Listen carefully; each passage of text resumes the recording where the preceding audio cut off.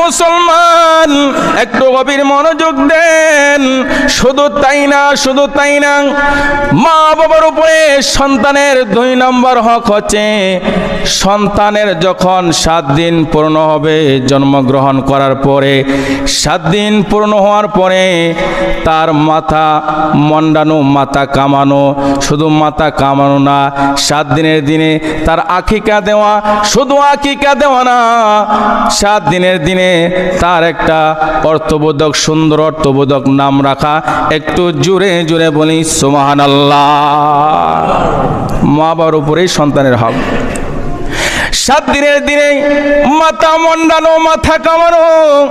আল্লাহর হাবিব বলেন, সন্তানের মাথাটা মন্ডন করার পরে যে চুলগুলি হবে, এই চুলের ওজনে রৌপ্য স্বর্ণ আল্লাহর রাস্তায় সদকা করবা। সুবহানাল্লাহ বলবেন না? যদি সম্ভব হয় এই হকটা আদায় করবেন। 7 দিনের দিনে মাথা কামাইবেন, মাথা মন্ডাইবেন।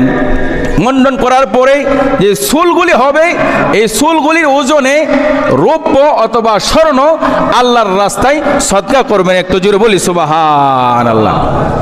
স্বর্ণ যদি না পারেন, রূপাটা দেওয়ার চেষ্টা করবেন। রূপা তো সস্তা। রূপার কথা রাসূলুল্লাহ সাল্লাল্লাহু আলাইহি ওয়াসাল্লাম বলেছে।